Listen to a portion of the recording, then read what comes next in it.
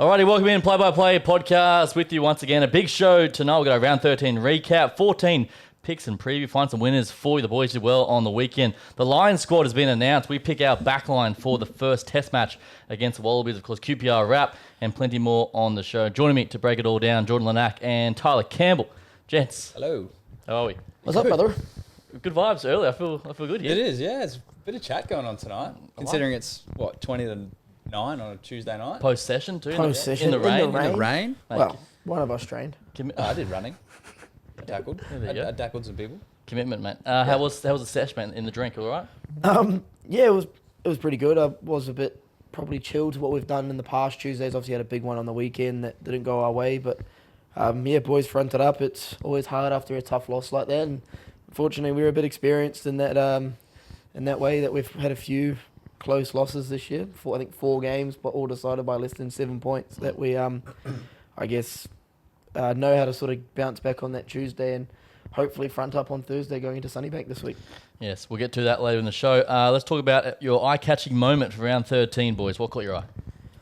I think mine isn't necessarily a positive one, but I think in terms of getting to the pointy end of the season, especially now that the Lions team has been announced, or the Lions squad has been announced, rather.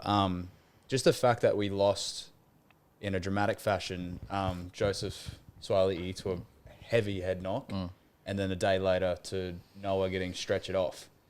I don't know what was in the water this weekend, but it seems like some of our biggest rugby players in Australia were just getting ragdolled. Yeah, there was some scary Across the moments. board. Yeah, so... Will Jordan, MCL. Yeah. There's quite a few big injuries. On those first two, that was pretty scary to watch. They're both also been cleared. They're nothing's really bad, so that's positive. But scary for Noah's parents and you guys being mates as well, I'm sure.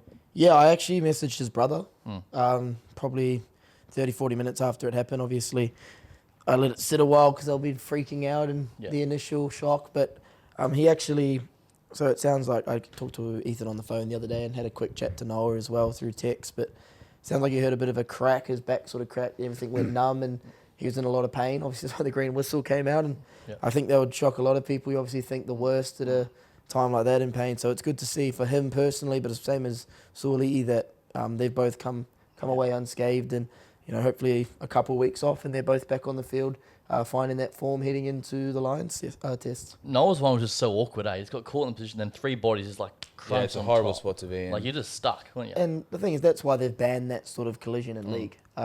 You don't get it as much in rugby because we don't have that wrestle up high, but it's just sort of unfortunate that the way Noah was trying to bridge that breakdown, and you get the weight of 3 guys, and you could actually see, I don't know if it was the 9, one of the Force players was trying to keep his weight, was trying his best to protect Noah, but obviously the weight had already come down, and it's unfortunate, but kind of leads into my eye-catching moment. Go on. And that is the Brumbies staying in the washing machine again. Yeah. Even after losing sorry, no, I didn't mean to fade you out like that, but after losing, a 10, a Wallaby 10, and someone who's been probably one of your best players the last few years, and to stay in it and still put on a performance where they win by 20 against the Force in Perth, and it was close at halftime, just shows that they're a team that's treading in the right direction and looking good coming into finals. Yeah, they just strangled the Force out of that game. It was good to watch.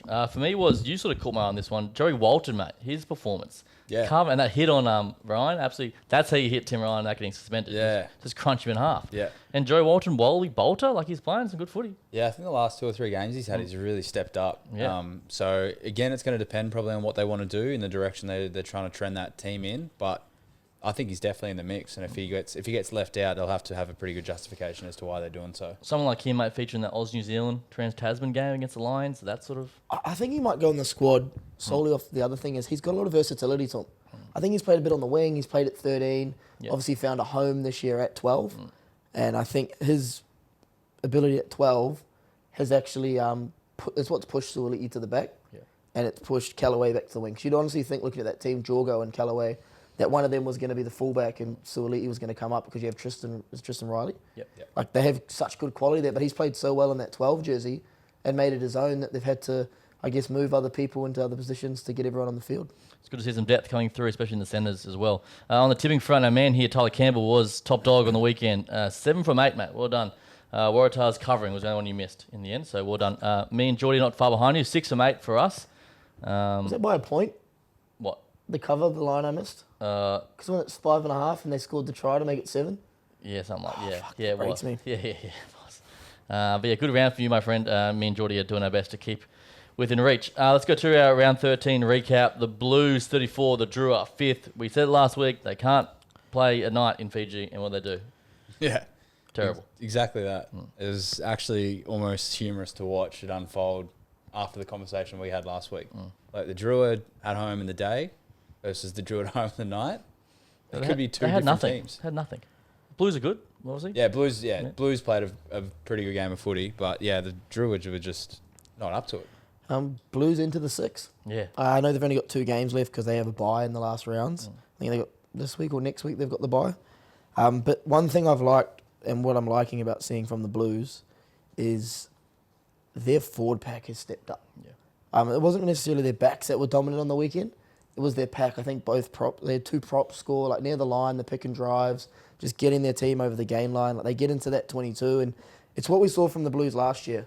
They are so efficient in the 22 because they use their size, they run hard, they get their cleans right, and they just keep coming at you. And they've found that form again. So they're on scary hours, and they win. I think one of the next 2 they're in. If they win both, I think they're definitely in. I think it's looking good for them. They're 5th currently. Yeah. That's ridiculous. They were terrible to start. We thought they're no chance, and here they come. I actually think they have a pretty nice run home. So they got Moana this week. Yeah, it's a big one. Then a bye, and then the Waratahs. So that Blues-Waratahs game, I think, will be see who gets in. There we go. Now we go to the Waratahs 21, the Reds 28 on the death. Hell of a game, and the Reds break the streak at home for the Tars. Filippo, the kick for Anderson, and cashed in for the win. Yeah, it was a very interesting game. It was sort of a lot of disallowed tries, like I've said, the Josh Cannon one, which we can debate that. Like I feel like I've seen a lot of those that have been awarded. But the Tars looked good early on, and then sort of the Reds just hung in there. I thought Tate McDermott was good again. So, yeah, really interesting game. It was sort of one that I wasn't sure what way it was going to go. I thought the Reds were gone at one stage. Yeah, The Tars are on here. Yeah. How'd you see it, Jordan? Exactly. Well, I obviously picked the Tars to win and to cover. And I think I think we might have been up. We were up in Brizzy still when it was going on, or something. I was not in front of a TV, so I was just checking sporadically through my phone. And as the game got closer and closer, I just watched my multi slip further and further away. It was heartbreaking. It was tough. But on that, with the Cannon try that got disallowed, I think we've spoken about it previously in weeks. Like, it seems as though referees at this time of the year, even just this season in particular, we have such a strict set of rules that they follow, specifically around the breakdown. Once you get inside that 5 metre line, it seems they just flip the switch. Like Tyler just said, you see what he did in every other part of the field a couple of times a game, and it's play on. Because of the fact he's reached out or propelled himself forward, I think was the term used, they've disallowed that. But like there doesn't seem to be much carryover to other parts of the field where it doesn't result in points. Yeah, that's a good point. Which is a bit disappointing considering they've been harping on about the new rule changes. Need to be and how, consistent, as they say. So it's just something that I think not even Australian rugby, just world rugby probably needs to look at with their referees. That yes, that is the pointy end of the field, and that's what obviously teams score tries and win and lose games, but it has to be consistent. Are you saying that's a try? Like, do you disagree with the call? I thought it was no try. No, I say no try, but I also say if that happens any other part of the field, it should also be penalised, and it's not. I found it hard because I don't think he didn't reach.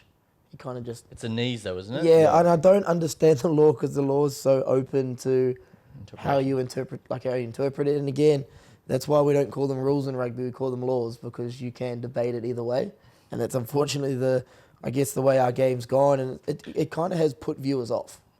I think that's a big thing. Like people say, "Oh, league's simpler," and that's why it's getting a lot of viewers, so especially in our part of the world. Yeah.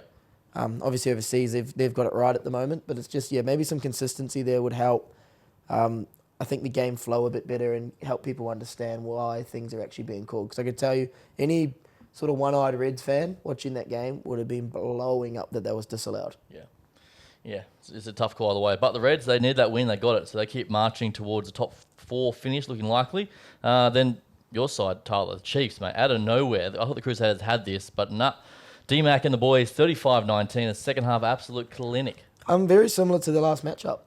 Crusaders looked good in the first half, but the Chiefs just came out in the second half. I think the key moment, and they almost butchered it, but Amoni Nadawa's try just before half obviously gave them a bit of confidence going into the break, and then we saw a couple of big sort of plays. You saw Damien McKenzie score after the break. Yeah. We saw Leroy Carter finish off an absolute stunning try.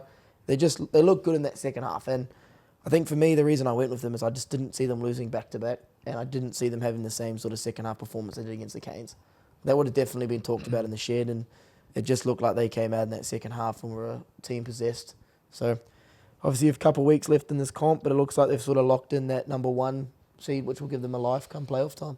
D-Mac, we said he was going to play, and he did, and he was the difference. He's so influential. Yeah, Didn't want to break it to they you. they just seem to pivot around what he does and just leech off what he can create. And I think with a team that he's got behind him when he's in form, you can't ever bet against him. And obviously we've just going away to the Crusaders after a loss. It'd be pretty easy to count them out, but yeah, it just shows that they're not a team that you can just ever sort of count on to just not show up. I reckon Crusaders missed a lot with Kemena at 10 too. Yeah, and obviously another big loss for them was Will Jordan 20 minutes in. Yeah, true. It doesn't I help. think that definitely probably favoured the Chiefs a lot because I don't think people understand how influential of a player he is because we see the highlights. But his actual ball playing, and James O'Connor's spoken about this too, didn't realise his comms and stuff when he comes into the line. And it looked like they lacked a second playmaker when he went off, and it sort of stumped their attack a little bit. There we go. So Chiefs are rolling. The final game was the Brumbies 33, the Western Force 14. And what was a special night out west? 20 years of the Western Force. They were celebrating. All the old boys were there, but couldn't get it done. The Brumbies class. Yeah, we sort of just discussed this earlier in the show. Obviously, they're just a team that, at the moment, they get into their work, they do it well, and they keep with it. They stick with it, and as we've been talked about because it cracks us up. But staying in the washing machine, as Slips referred to it a few weeks back, they just get into their work, they keep going, they come away with points.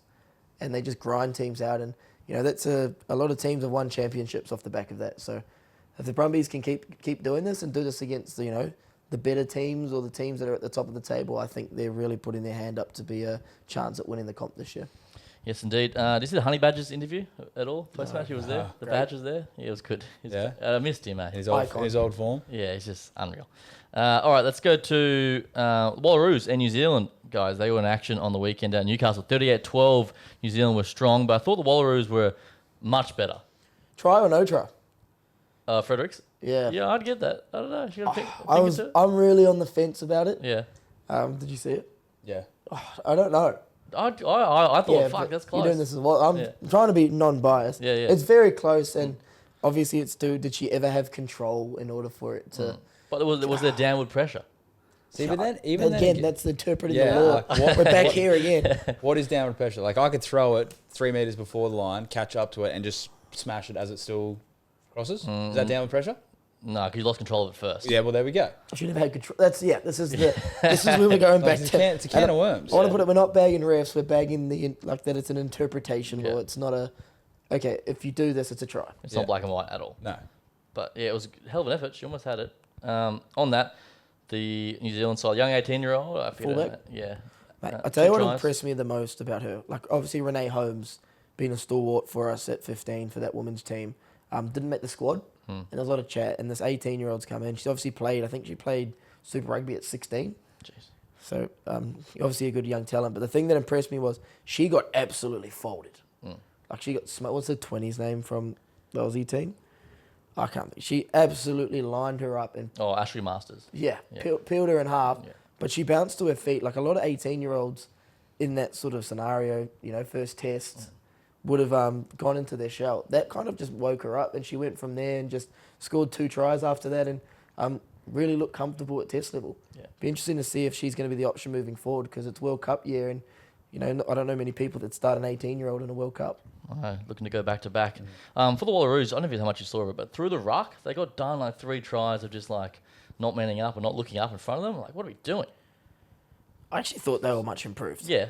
Well, But that's 3 tries, was, though. Yeah, Yeah. that game was 50 points last year. Yeah.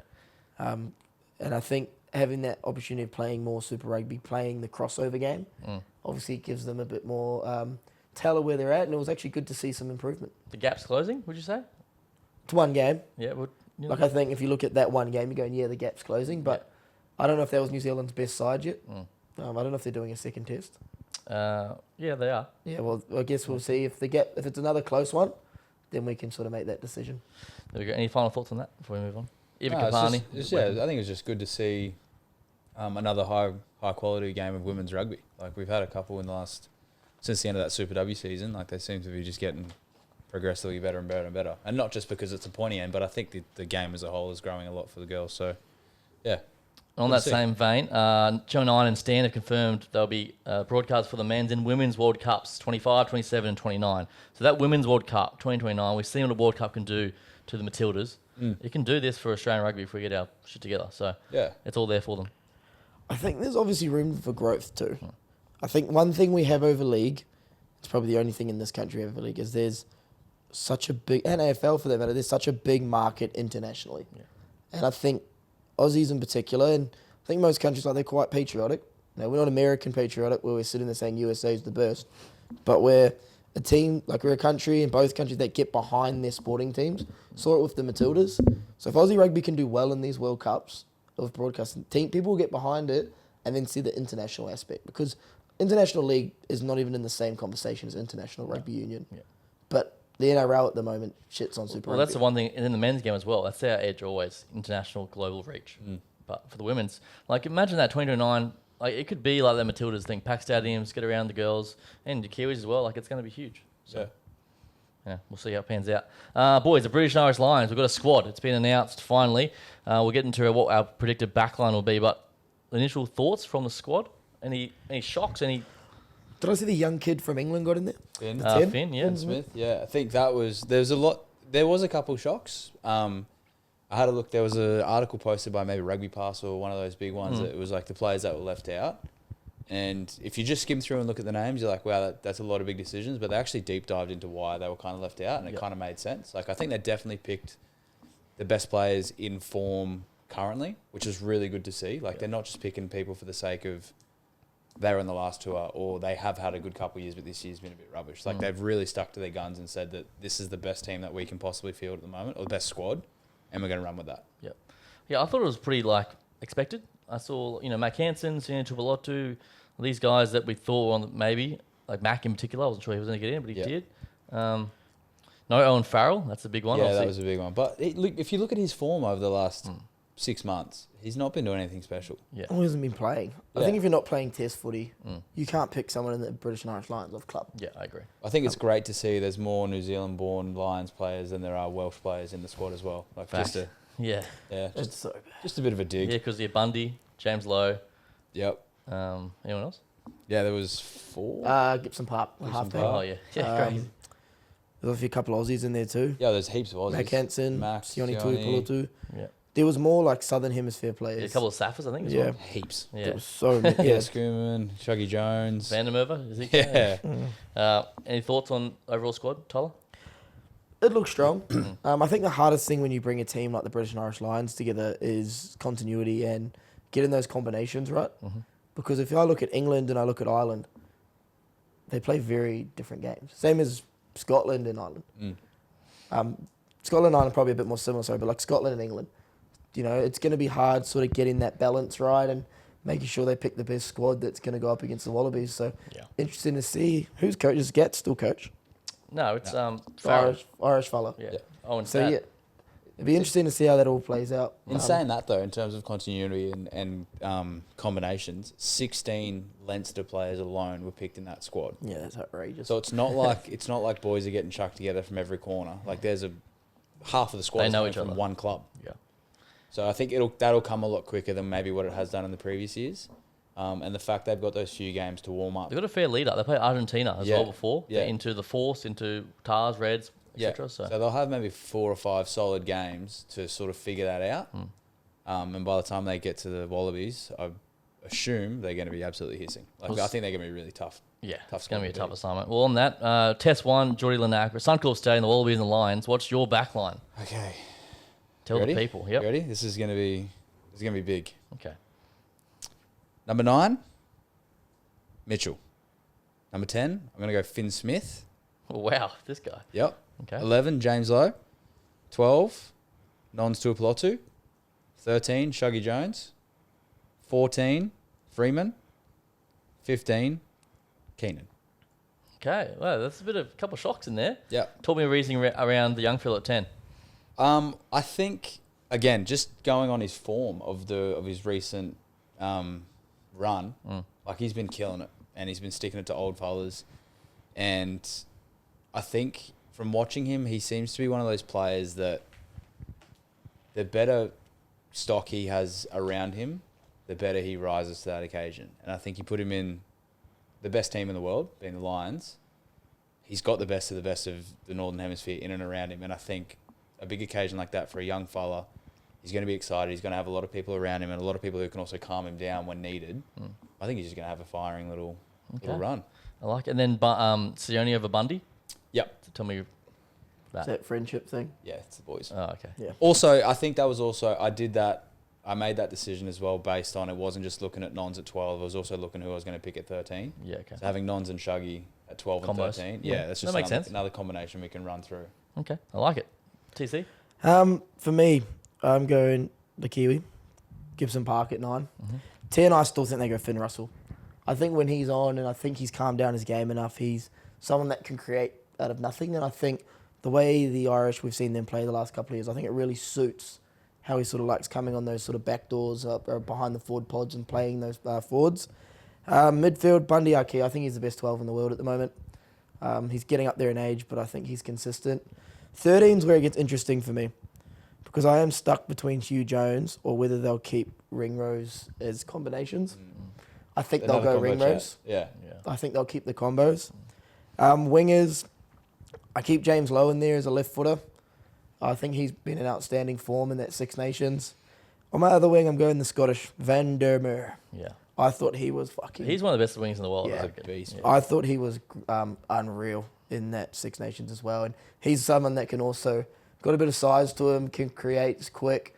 So I think he's going to be on that wing. And then my 15 is... I think they'll keep Hugo Keenan in there. Yeah, Experience. That would probably be my predicted team. There we go. I like it. I'll go mine for you. I'll go Gibson Park at 9. I've gone Finn Russell at 10. James Lowe on 1 wing.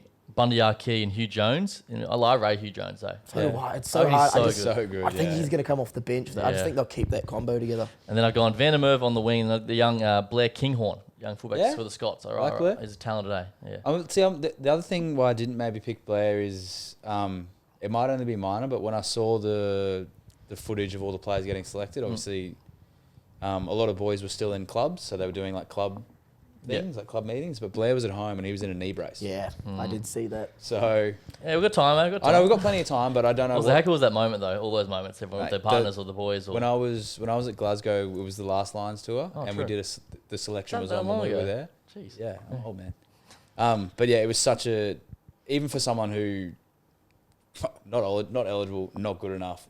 Like it was such an unbelievable experience to be a part of, just to see what it means. Yeah, there was. When we were there, I think Xander Ferguson got in, and Ali Price were our two from Warriors. Yeah, and Pricey, great bloke. Number 8? No, halfback. A halfback, right? Yeah. Okay. But sure, bench back. Sorry. Yeah, I was going to get to that after you finish. Prior to the meeting, he excused himself from the club meeting, went and sat in the car park, and he obviously had it on the radio or on his phone or whatever. Yeah.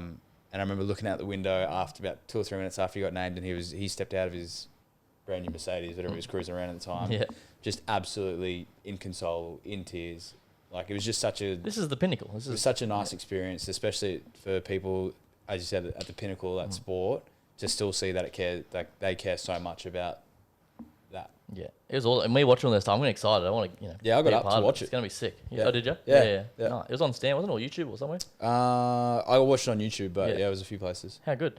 On that, what Tyler said. Do you have a reserve backed in mind based on what you sort of said? I think they'll go Marcus Smith at 22. Because he can play 15 as well. 15 and 10, and he's proven at test level at both those. I think he covers that. Look, if between Ringrose and Hugh Jones, I think whichever one doesn't start is 23. And then halfback, I think I have to put an English guy in there. I don't think I have one English person. Oh, Marcus Smith. There we go. Yeah. But I'm probably looking at Alex Mitchell's the halfback. Yeah. The English halfback, yeah. What about Tommy Freeman? I was looking at him as a versatility on the bench. He's a big, tall body. Yeah. I don't know. I rate him. Where would you go if you got Finn at 10? Do you have Finn Smith? Yeah, Finn Smith. Who's your reserve 10? Jordan? Finn Russell. Right, okay. And then he would come on and I'd shuffle that team. Yeah. Is Russell playing 12 ever, if you need to? Or not? No. I was going to Well, say he's not the best defender. He's not a great defender. So he's 10 or nothing. But also in saying that, I would put my 23 as Blair. Because he covers a lot. Because he can cover versatile. the whole back line. Yeah.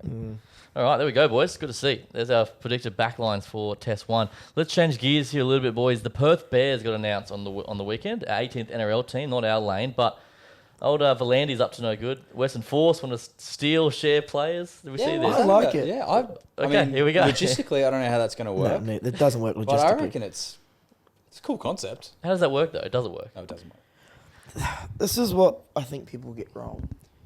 One, our seasons collide. The only way it works is if someone, at the end of Super, there's still quite a lot of NRL left, and they come over and play the back end of NRL. Two, while our games are similar, they are very different. They are vastly different. Yeah. And people that have played both understand it. And I think the only ones you could really maybe get away with are wingers. Yeah. You can't have a halfback going and playing 10 in Union, and vice versa. It doesn't work because they're so different in the way we play, and we've seen it with Benji try to come across. They tried to play him at fullback, didn't work. But normally the athletic guys like your Marky Marks that we've seen down the Roosters is thriving. Other ones that sort of transfer outside well. backs. Outside Yeah, backs. Second rowers because they can kind of play in the midfield. Sonny Bill, for example, is a good version of that. I'm trying to think who else has done that. Sam Burgess tried it, but I don't think they could find Sam Burgess the right position. Went old school, like Brad Thorne or someone like that. Yeah. Where I think we have an issue is rep footy. Because if you're contracted to Australian rugby, and then the Kangaroos want to pick you, This isn't happening at all. yeah, but like this is where we get logistically Yeah. funny.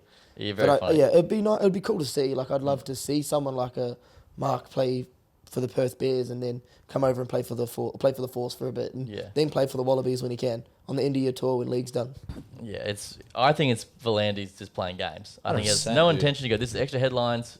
Yeah, He just it's- wants Twiggy Forrest's money. Yeah. This is media mind Yeah, games. he's no dummy, we know, Volandi's. And he goes, what can I stir the pot with? I'll do this. Yeah. He's no dummy. All right, now, a bit of Super Round chat. Looks like it's going to be coming back. The Whispers are Christchurch in 2026, that brand new stadium, into Fiji 27 to try and give them an extra year to sort the lights and everything else, maybe. What do you think? Christchurch will thrive. Yeah, you would know. Good? That city needs something like that. The new stadium's awesome. Obviously, they lost Jade Stadium to the earthquakes, and that was 2011. So it'll be 15 years since I guess they lost their big stadium. So I'm sorry. I think something like that, people in the community, and I think people in New Zealand would get around. Yeah. I don't think we ever had a Super Round in New Zealand. No, I didn't. And I think that's probably the best place to have it. And I think Christchurch would be great. I think it gives back to them after what they lost. What people don't understand is that stadium they play in currently is not even a stadium. It's like a little pop-up thing, and they've just got big stands, but there's no actual, it's like all outdoor. Right. It's hard to explain. The sheds are like it's containers. yeah. They're like little containers. And the roofing is like that tarp stuff. Yeah. It's an actual roof. Yeah, it's just a pop-up stadium they made that they've stuck with for the last 10, 15 years. So it'd be nice if they have a new stadium to get the community around it and sort of grow it. Because I don't think people realise that used to be a fortress for them. Yeah. Jade Stadium used to be It was a very cool scary stadium. place It to looks go. sick. Yeah. the big night thing in the rugby corner. away. Yeah, I remember that as a Granted, kid. they're not the Crusaders like that anymore. They don't have the night, but the corner, they used to have all that stuff going on. But it'll be good to see them get a home ground again, get a stadium that's theirs. I like it. It'd be cool. I'd go to that. And then Fiji 2027. If they sort their shit out, You reckon it'd be good? yeah, I'd like. I mean, if they had the infrastructure set up and the stadiums to facilitate and all the other things apart from just the rugby field itself, I think they would get massive numbers. Like we've seen that the Fijian community alone packs out those stadiums when Drua plays at home.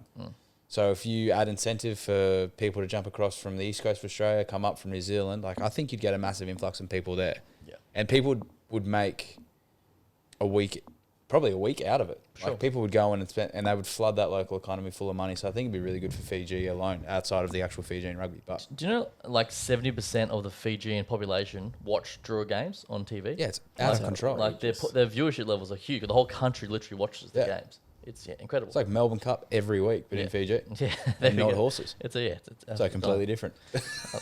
Nice, Geordie. Well done. Final one, boys. Pete Samu coming home. The Tars. Huge. You Yeah, saw it's this. massive news. Yeah. Straight in the lines. Yeah. I've watched enough of that French league the last few weeks, obviously in the finals and that. He is playing out of his skin. And let's say he's not starting because you've Yeah, got I think he locked down that Valentini. number 20 jersey That already. 20 jersey is his. Yeah. Because one thing, like I think Tizano's been awesome, but one thing Pete Summer was he covers 6, 7, and 8. Yeah. And he's an And he's impact a massive player. body. And I just think the performance I saw, you obviously saw that try the other week where he flicked past to, is it Pelly Berry? Yeah, the skill's been on the Like, bench. he was a big loss. When he was playing for the Brumbies, he was one of their best players too. And I thought when he was under Dave Rennie, and I think that might have been a reason he left, he was playing out great footy for the Wallabies. So I think if he's available coming home next year, put him in. Yeah. Big pick swap up for the Tars. for Rob Leota, I think that's what they're looking at there. Because Yeah. Leota's gone, so Yeah. makes sense. I think as well, like if you're looking at the brand of footy that he's been used, he's accustomed to now playing, like French footy, obviously massive bodies, very physical, can kind of be kind of rogue. Yeah. If we're going to try and combat a pretty physical Lions team, like if they're going to pick a team that we're sort of all kind of leaning towards, bar a couple of the backs, because they don't really matter, but he's just going to be a massive body to come in and bolster the back end of a game. And I think that's something that traditionally Australia might not have. Yeah. Like if you take out our back in the day, like our big Will Skeltons or people like that, we don't really have that. Whereas every other rugby nation, I think, does. Like you've always got one gargantuan man who's going to go out and just absolutely fold someone. Yeah. I like it. So that's my reasoning. So I think it's going to be absolutely immense to have back. Just on that, is Skelton getting picked with this thing? No. You don't reckon? They've just pretty much, it looks like they've put their foot down around. Well, he said the Ghetto's gone. Yeah. Did you see that? Well, that clip you sent me this morning. Yeah. Joe Schmidt on between two posts. He spoke about it. He said he spoke to Skelton recently. Or maybe Joe Smith's a smart man. He keeps people guessing. Yeah, he does. I do. I like how he When says things. he's good at. He says one thing and then he says another thing. He just keeps people. What he's doing is he's distracting people from what's actually going He's on. very well media trained. Yeah, Yeah. like Yeah. he has everyone having assumptions and guessing, but he's focusing on his team and keeping like the players and everything safe with him. And it's funny because like when you've been in an environment like that, like Geordie would know too, sometimes things get leaked and it can be disruptive in your environment. So he's purposely feeding things Little narratives. around and narratives that keep people distracted around what's actually going on with his team, and it's sort of He's no dummy, commendable. mate. Like Skelton might turn up, but no one actually knows for sure Yeah. because he could have just said it. Yep. And that's what he's really good at. It just keeps people guessing. It's good. It's good, enticing viewing for us, that's for sure. Boys, around 14 picks and preview. Let's get moving. The Hurricanes $1.15. The Highlanders $5 on a Friday night. The Lions 13.5. The Landers are absolutely dead lately, and the Canes are on the move. Boys. Canes off a bye. Yes. Yeah, they didn't play last week. I think Canes get this, and I think they cover. I think Canes obviously in Welling and Wellies. Yeah, Canes to cover, and big reason I'm saying this is I think it's a must win for them obviously to keep them in the top end of the Yeah, they're currently table. 6th. That's right there. Yeah. So they're sitting 6, and I think this puts them ahead of the Blues, and I think it actually also will put them ahead of. Well, the Blues play Moana though, but it separates that gap between whoever loses the Moana Blues game and puts them a little bit closer to the Reds too if they want to go for that 4th spot. Geordie? Yeah, same. Canes to win and to cover. Too good. What's going on with the Landers, eh? They just struggle to get talent. It's tough. I like the Landers. I agree. I think Canes here in an absolute rout. Win by 2 converted tries at least. 300 points. Yeah. Take the over. Yeah. Nice. All right, this is a must-win for the Waratahs. $3 against the Crusaders, $1.35. The Lions, 7.5. The Sailors haven't won in Sydney since 2021. I was gonna say It's been a minute, so this could be a good chance for the Tars. Can they do it, boys? I would have said yes if the Crusaders won last week, Yeah. but the Crusaders do not want to be in the 3rd spot. I don't reckon, because they look likely they'll be playing the Blues. You don't want to be doing that. Obviously, the Tars will be at the that. Reds. Sorry, or maybe they do sit in the 3rd spot. Surely not that. No Will I don't think Jordan. they're thinking about it that much. I think they just want to go out and win a game of footy. You're not tanking games and that. Surely not. No, you're not tanking, but you might just not play your best team. You rest players for finals. True. Yeah, there's that aspect. We haven't got team lists. No. No. Well, one man won't be there. Sully won't be playing for the Tars, that's for sure. So No Will Jordan for the Satyrs. that's even playing for now. Yeah. Yeah, boys, should be a cracker. What do you What's the think? line? 7.5. I'm going to go Crusaders, but Tars to cover. Okay. I think the Waratahs' attack looked terrible without Sully. Yeah, but they're just so Both red. coming off losses, but At home again. I don't know. What do you think, George?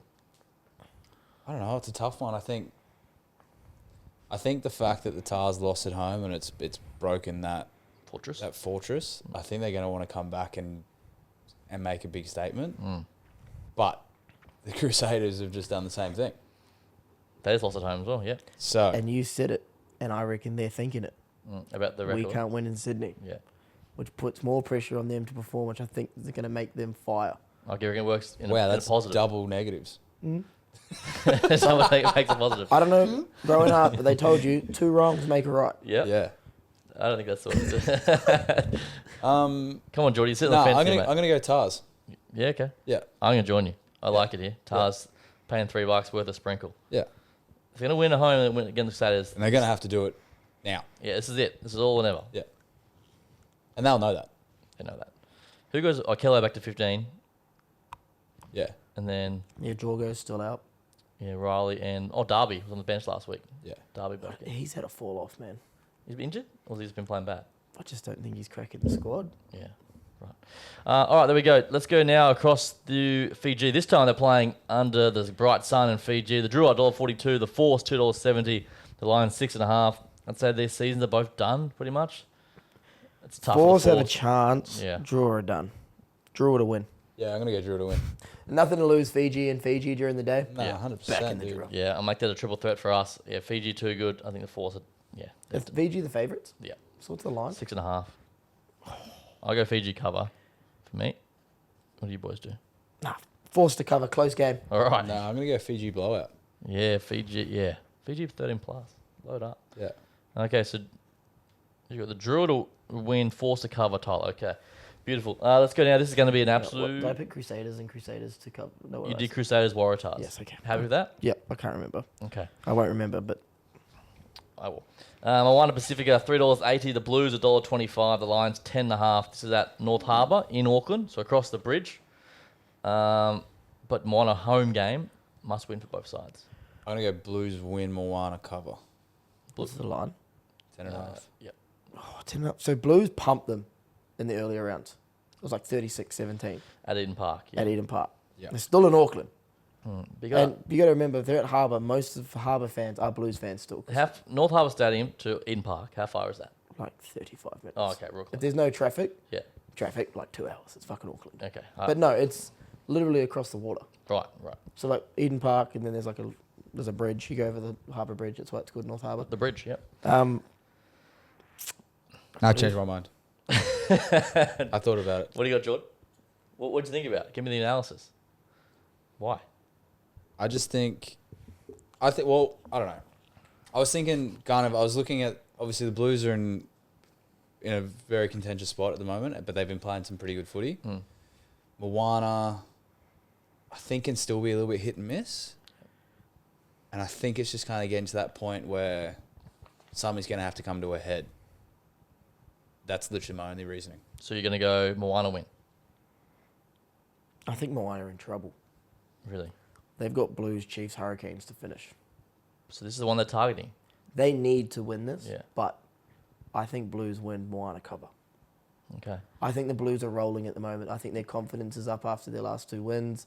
Yep. Their forward pack is humming, and I think that's going to be the difference. And that's where they got the Moana last time they played. Yep. And Blues know they have. This is more of a must-win for the Blues because they have a bye next week.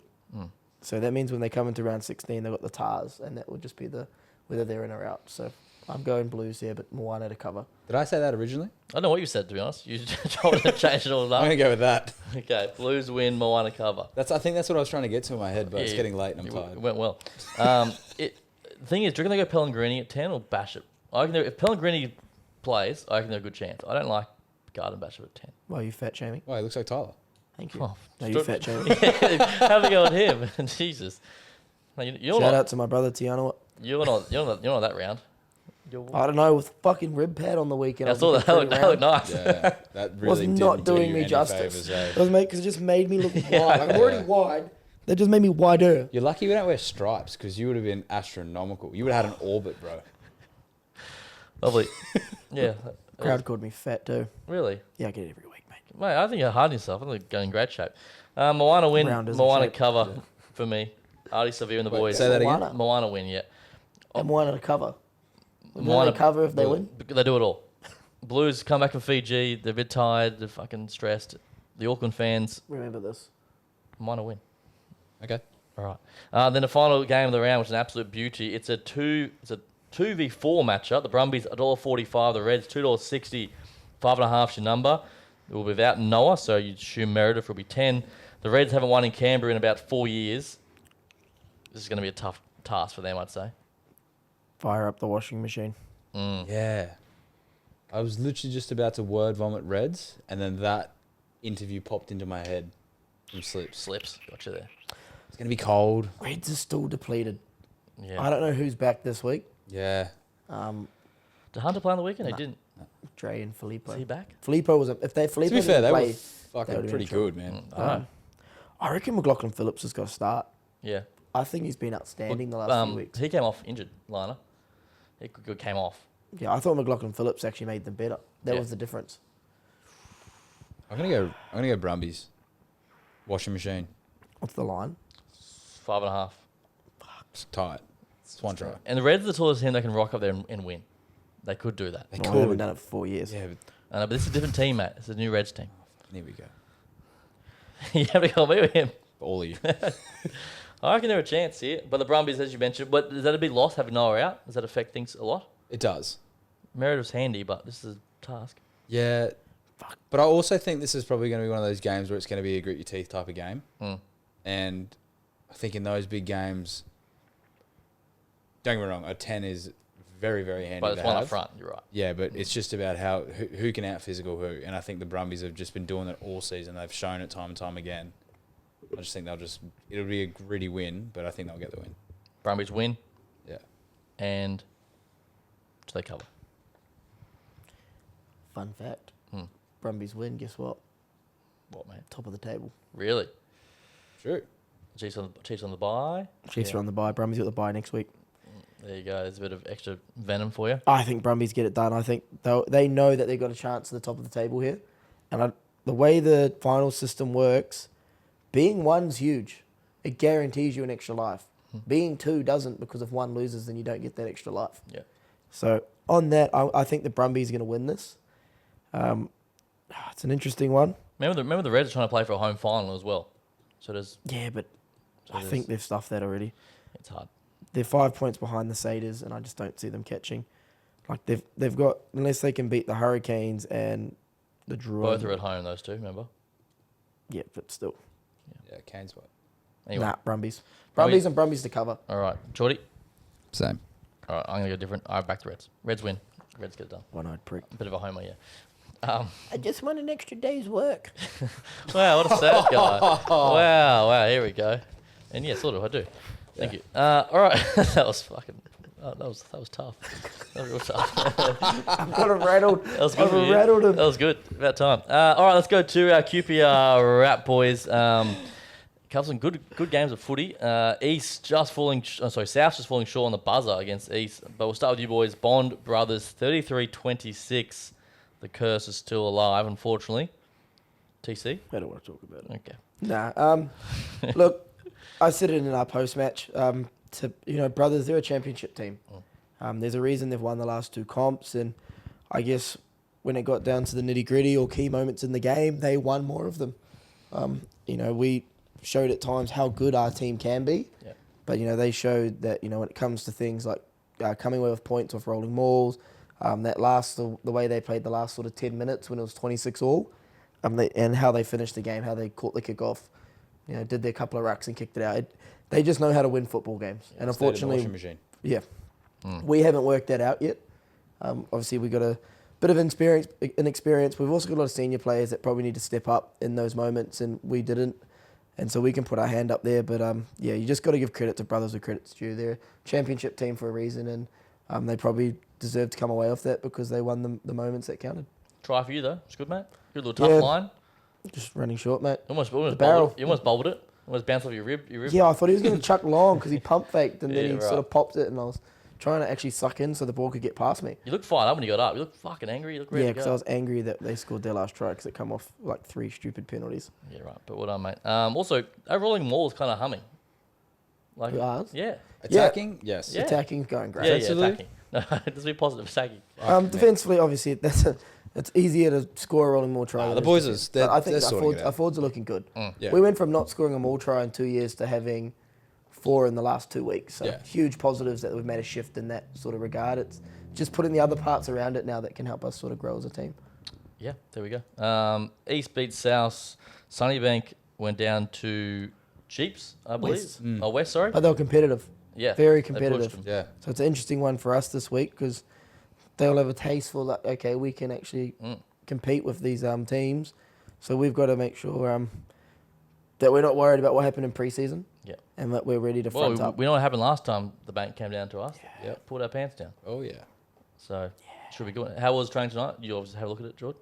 Looking sharp? Yeah, from the outside in, it looked pretty good. Boys were, I think we had a pretty somber last 2 days in terms of reviews and meetings and chats and all that sort of stuff. And I think it got to the point today where Tyler pulled the boys in before training and kind of apologised on behalf of the leadership group. But after that, it just seemed like the boys kind of flushed it, and it looked like a pretty good session. Everyone was New week, new opportunity, eh? a lot of energy. It was tough one in the rain, but yeah, it was good. I'm excited to see the boys on Saturday. What the fuck is the go with this rain? Excuse my Oh, language. no. Dude, I'm we s- haven't had a I'm sick dry with that. training Yeah. or game I remember this year.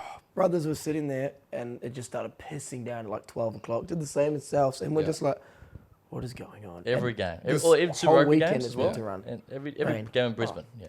It just doesn't make it entertaining at all. No. Are you looking for a dry track this weekend? I haven't checked the forecast. Nah, raining all week. Excellent. All right. That should be a But cracker. we're praying for sun. Yeah. Thoughts and prayers. So, yeah, if you're around on Saturday afternoon, come check the boys down at Bond. Give me some picks. West, GPS. GPS were dominant over North. So West. West, okay. We'll bounce back. You going to go your men? 4 men? Yeah. Wasn't he former of every club? Well, yeah, I'm being... Yeah. No, I just bet 3. West. I think West are in a very similar situation to us where they've probably let a few games slip past them, and I think they want to start getting wins on the board. I think people forget, they've had a big turnover of players, but they've been in the final the last 3 years? 4 years? 3 years. Yeah. So they're a quality team that I think will start humming soon. So they're Where- one to watch where out is it? for. West. Oh, that field's going to be dreadful. Yeah. No, yeah, I'll back it. I'll go West. Exactly that. The field will be dreadful. West are big bodies. Yep. Jeeps play a pretty similar brand of footy to us, I guess. Like, they like to throw it. So, yeah. Another one of your former clubs, UQ and South, Geordie. Which one's the former? Both? UQ. Or, I don't know. South's near to win here. They lost 2 on the slide. Yeah, let's go South. And then finally, Tyler, this is going to be the game of the round, really. Eastern Brothers. 1v2, I think. Should be real good. Yeah, at East too. Yeah, that'd be a good day. When's that ladies' day, by the way? I think. Does anyone Who know? East? Yeah. Be us again. They always do it against us. Oh, their one. Yeah. Oh, yeah. I'm going to go East here because they're at home. And I think East are playing like a team that is wanting to win a premiership. And they're giving it, they're putting a lot into every performance. I think Brothers one of those teams that just gets the job done, but I don't think they've shown their hand yet. I know that sounds weird. They just know how to Yeah, I agree. grind away and get Doing enough. those wins Yeah. and do enough. Whereas East have come out firing this year because obviously they weren't happy with the results they had last year. So I'll give East this one. All right, there we go. Let's go around the grounds now. You're our resident NBA expert. Cooper Bro. flag today, conspiracy or No, what? fuck. Like What are we doing? they had like a 1.8% chance of winning that lottery. This is an absolute farce. Like if you bet on it, it would have been like $101 odds. Really? So the Mavs, like they only just missed out on. They're in the play-in, so they just missed out on the playoffs, which meant they were like the bottom ranked of all the other teams in terms of the chance of getting in the lottery. Yeah. And they've managed to pull the one pick. That's after all the drama we've seen of Luka and AD. But that's what and- people are saying. Like conspiracy It theories is, surely. oh, if you trade Luka to the Lakers, we'll guarantee the one pick. Because obviously they want Luka, marquee player, possible face of the league, being in the big market team, not a place like Dallas. So I can understand the whole conspiracy, or they are just fucking super lucky. Crazy. Because Cooper Flag could be a generational talent. They're saying. There's a lot of hype around him. Yeah. Obviously, he did some things against Team USA last year that showed that he's sort of NBA ready. And that was coming out of high school. He's obviously had a year of college, so be interesting to see that. But I think it's a tough one. The problem with the draft is you're really gambling all the time. Yeah. How many times have we heard generational talent Yeah. and they've flaked? How many times have you seen a quarterback go one in the NFL and he's been awful? more often than not. Give me like my mate, my best player of all time, Joey Manziel. Oh, yeah. Like prime example, the GOAT. Speaking of, you see Joe Burrow? Which part? when he come out of the Hummer today with the two models. These chicks, yeah. He's my favourite. Joey B's going all right. I'm wearing my Joe Burrow jersey tomorrow. He's the man. No reason, just going to wear it. You should. Speaking of, I was meant to bring it up last week, but the Bill Belichick, Jordan Hudson, all this. Play on. Are you? If I could be 73 pulling a 22-year-old model, I'd be doing it too. Yeah, but that's not what I was getting at. More the impact she's having on. Oh, her being banned from. Yeah, and she took over that interview they had together, and she's walking around on the UNC field like directing traffic. It's. You seen it?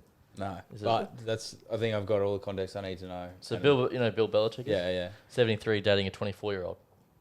I mean, she's in it for the bag. Yeah, 100%. No, I did it for love. Come on, man. Yeah, dude. Love wins. Shit.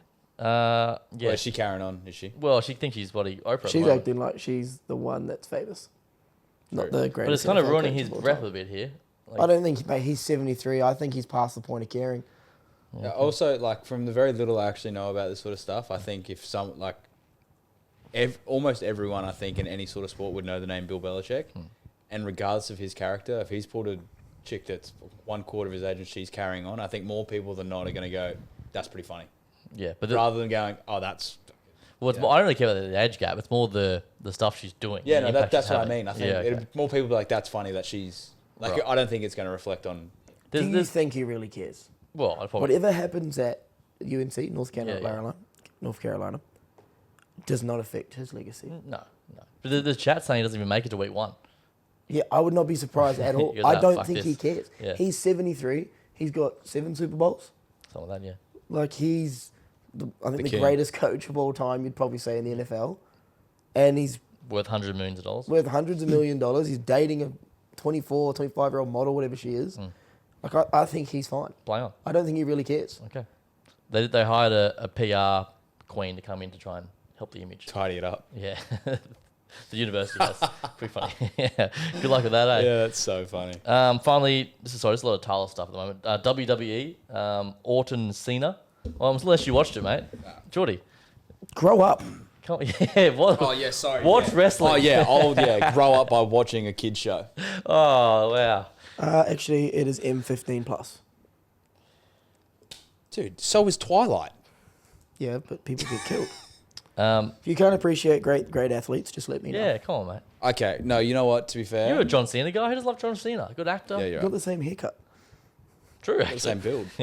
Whoa. Nah, I don't know anything about what's about to happen, but I will say they are tremendous athletes. Oh, I think they're some of the best athletes in the world. Yeah.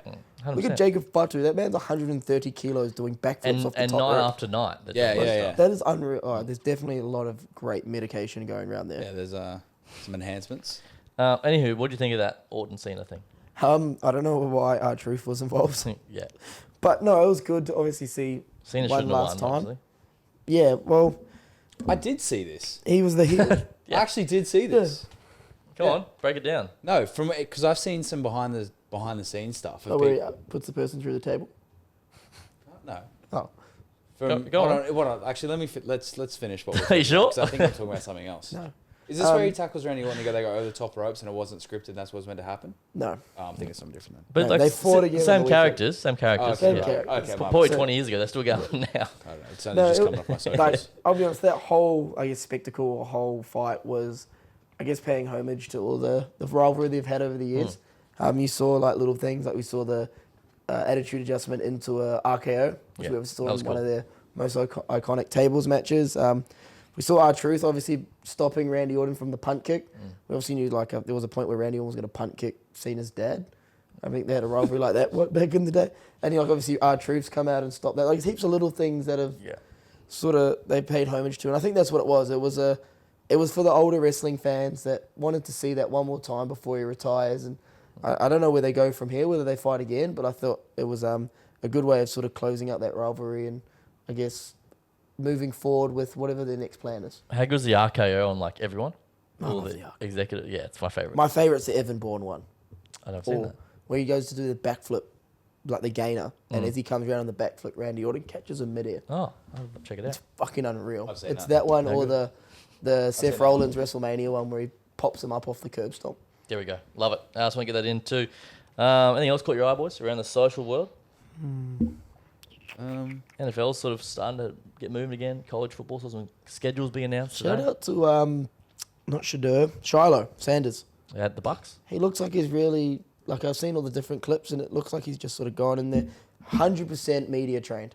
You can see his dad showed him how to talk to media because he's got the same sort of vibe. And I think it's really boosted his stock because he was getting run through the gutter. And I think people are starting to go, actually, no, he's actually not that bad. You seem like a really good brother. Yeah. He He just seems like a really good guy. And I hope he actually makes it off the back of his ability and his sort of work ethic because I think he's being just sort of clumped in that he's Dion's son at the moment, but I think he's got a bit more to offer. I like it. Jordy, anything from you, mate, before we look to wrap up? Nah, nothing sport related. I think we've kind of touched on Oh, the Aussie. The what? UFC, what's his name? Beat the Russian fellow. Oh, the to guy get the with title. the Jack long name, Medellin or something? Medellin. Yeah. Well, nice saw to that. see another Aussie as a world champ. I've got him in Volk now. Yeah, love that. There we go. New Zealand won the 20s too. Saw that on for and against. By a point, yeah. But a good signs for the Aussies, unbeaten too, so we'll take it. Yeah. Be interesting to see how the World Cup goes. I think this Northern Hemisphere's 20 system's a lot stronger at the moment. It's always Ireland, England. Well, they got a proper Six Nation Yeah, thing. they play 15 games a year. Yeah. We play one rugby championship and go into a World Cup. And not just 20s as well. Like they have systems from, You're right. I think, 16s 16 up. academies and everything. Yeah. Yeah. Yep. Anyway, plenty of rugby, plenty to look forward to this weekend. Super Rugby Pacific around 14 on the way. My name is Jordan Hughes alongside Jordan Lanack and Tyler Campbell. Until next week, we'll see you very soon. Bad and Stenable. Yeah.